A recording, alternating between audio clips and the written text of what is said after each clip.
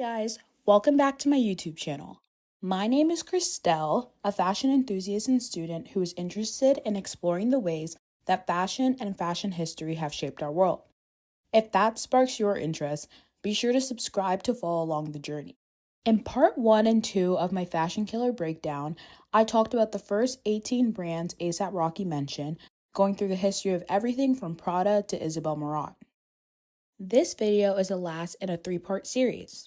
I'll be walking you through a brief history of all 27 brands mentioned, including their foundations, key moments in their history, and where they stand today. Be sure to check out the first 2 videos if you haven't for more context on this series. Let's get right into the video, starting with Linda Farrow. Linda Farrow is a luxury eyewear brand established in 1970 in London. The brand is dedicated to meticulous craftsmanship, blending vintage roots and modern innovation. In the 70s and 80s, Farrow made waves in the fashion world with her bold designs and high-profile collaborations with numerous luxury fashion houses. She worked with brands like Emilio Pucci and Sonia Rykiel. Despite her success, Farrow stepped away from the brand in the 80s to focus on family life and prioritize raising her children. It was her son, Simon Jablon, who rediscovered his mother's work in 2003 and reignited the brand. He started by launching Linda Farrow Vintage and eventually transitioned from the Archive collection to a full brand revival. Now a global brand, Linda Farrow is beloved by celebrities like the Hadid sisters, Kendall Jenner, and our very own A$AP Rocky. Dior. Dior is a French brand started by Christian Dior in 1946. The brand and designer became widely popular for pushing the bounds of feminine dressing. A year after the label was created, Christian Dior debuted his new look, a scandalous, exaggerated, hyper-feminine silhouette that catapulted his brand into popularity. He became an international star couturier, making a name for Parisian fashion abroad and entering the cultural lexicon for generations to come. He soon expanded into fragrance, accessories, and ready-to-wear, and opened a boutique in New York. Through the late 40s and 50s, business boomed. Dior published books, collaborated with other couturiers like Roger Vivier, and continued to grow his business.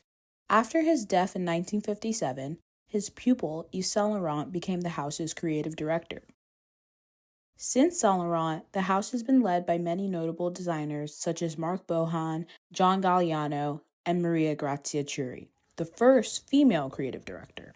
The menswear line, which was founded in the 70s, has had other notable creators like Hedi Slimane, who is widely popular online right now.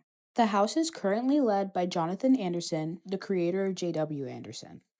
He recently made his womenswear debut in the Spring-Summer 2026 runway this fall. Damir Doma. Croatian designer Damir Doma founded his label in 2006 in Paris. He grew up in the fashion space around his mother, who had an atelier in Germany. This birthed his love for the human body and clothing as a mechanism of artistic expression. His work aligns aesthetically with that of the Antwerp Six, which is a group of creators, including Anne de Meulemeester, whose brand I talked about in part 2, who highlight essentialism and the power of individuality. Before creating his brand, he worked with de Meulemeester and other designers like Raf Simons, which helped him build the knowledge base and acquire the skill set needed to excel in his own domain. In 2015, Doma relocated his operations from Paris to Milan, making a change in both quality and manufacturing, but also in aesthetics. He shifted towards blending his women's and menswear designs, blurring the lines of gender and convention, just like the great designers that came before him. He integrates this fluidity with the harsh conventions of his Balkan upbringing, creating a profoundly special design identity. Doma uses collaborations to expand brand awareness, partnering with other labels such as Italian sports brand Lotto or the e-commerce platform Farfetch to reach buyers. In an interview for ID magazine, Doma explains that his work is very personal and sensitive. He goes on to say that he is trying to translate his obsessions into clothes. This desire to speak through his pieces is apparent in his work. Through his ability to integrate emotion, passion, history, and heritage into his designs, Damir Doma has established himself as a leading creative mind of his generation.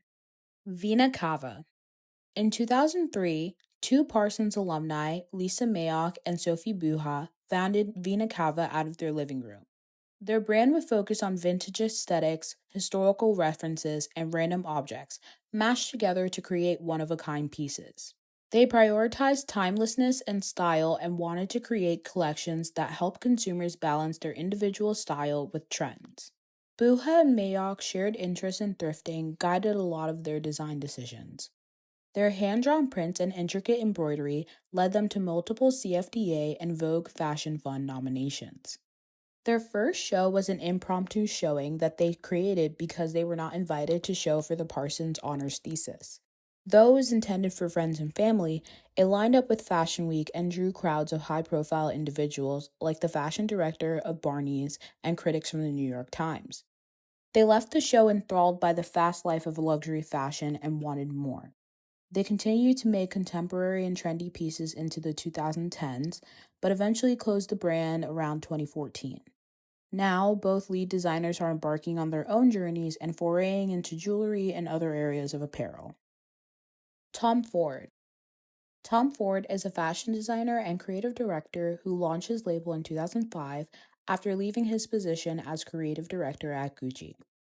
Another Parsons alumnus, Ford worked towards his degree in architecture and interior design. He decided that he wanted to switch into fashion in his final year and started his career at brands like Cathy Hardwicke and Perry Ellis as an in-house designer. In 1990, he started his legendary tenure at Gucci, first joining in as an in-house designer before transitioning into creative director in 1994. Tom Ford was responsible for what is widely accepted as the best period in Gucci's history. His collections were sensual and sophisticated. He used retro looks and beautiful color palettes to reignite the flames sparked by the sexuality of the 70s and 80s, and he juxtaposed them with the minimalism of the 90s. Ford expanded Gucci's product offerings and included sportswear, evening wear, and home decor to the assortment, which increased Gucci's reach. He also worked to take Gucci public and joined forces with Kering, formerly PPR, to do so.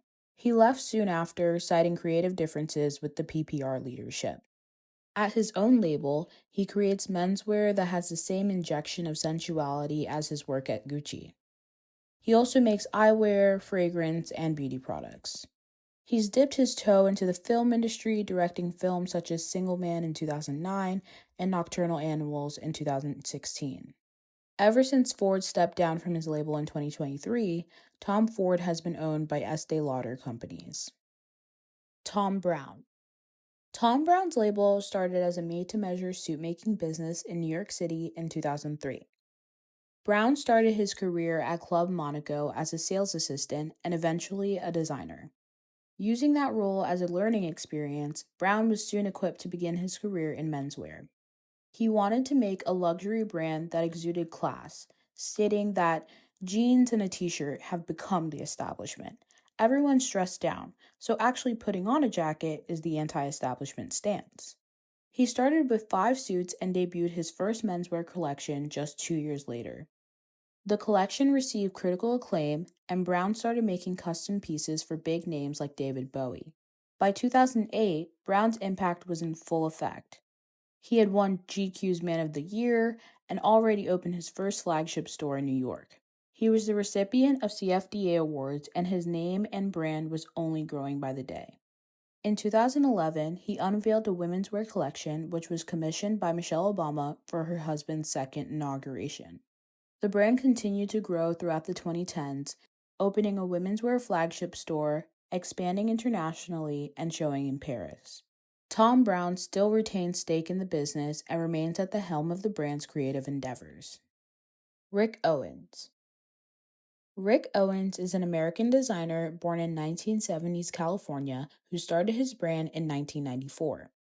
His design sense focuses on gothic grunge aesthetics that fuse sportswear, streetwear, and high fashion to create avant-garde pieces. Owens broke into the mainstream after a photo circulated of Kate Moss sporting his now famous leather jacket. Since then, his pieces have gained traction with different fashion communities and aesthetics, notably the Playboi Carti-led Opium movement. He's a multi-CFDA award-winning designer with a decorated resume. His brand has expanded immensely, now including multiple diffusion lines and a furniture line. Owens is synonymous with both fashion and culture. He's transcended his own brand and become an icon in his own right. He has groups of dedicated enthusiasts who idolize his work and lifestyle. Even his wife and muse, Michelle Lamy, who A$AP Rocky refers to as his fairy godmother, is a household name for fashionistas and fashionistas.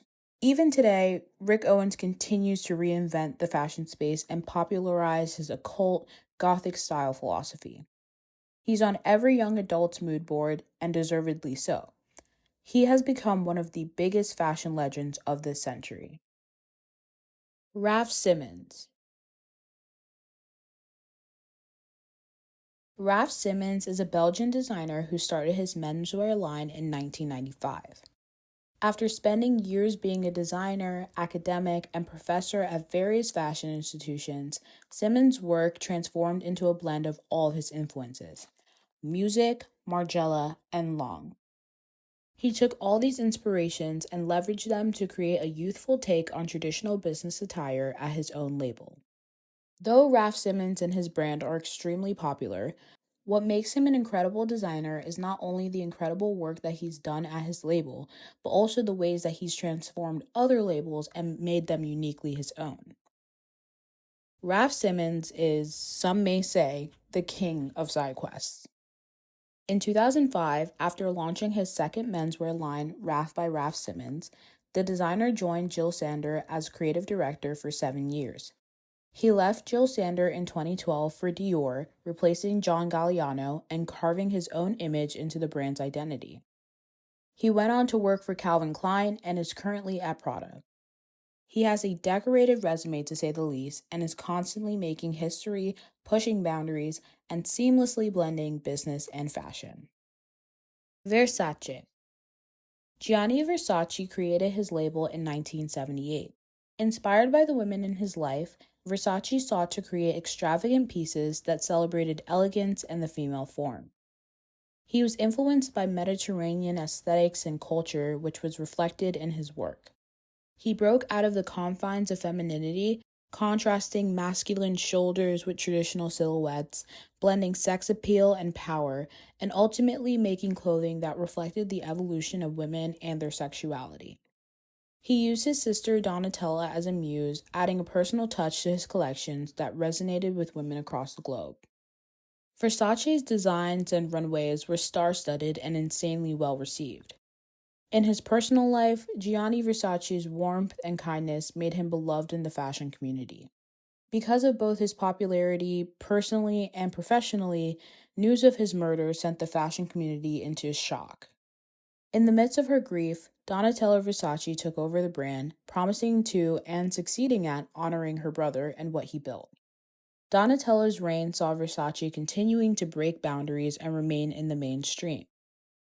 The brand was introduced into new spheres of music, film, and culture, with major moments like the Migos' hit song Versace in 2013. I know that you like it. Versace, my neck and my wrist is so sloppy. Now, the brand is led by Dario Vitale. He became creative director this year and just made his debut in Milan, honoring the 80s and 90s era of the brand.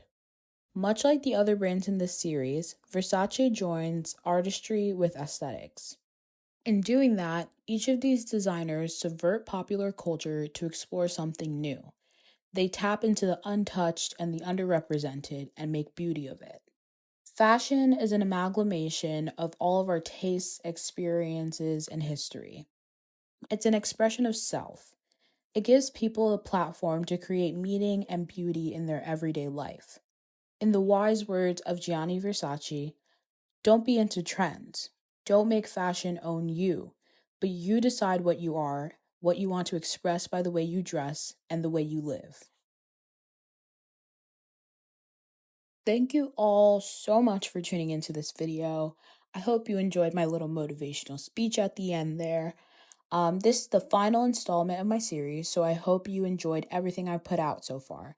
I'm really eager to keep making videos about topics like this. If you've seen the other two parts, thank you so much. But if you haven't tuned in yet, be sure to check those out on my YouTube channel. Like and subscribe down below if you enjoyed this video, and I'll see you next week where I'll be talking about a surprise topic that I'm actually really excited about. So see you guys next week, and thank you so much.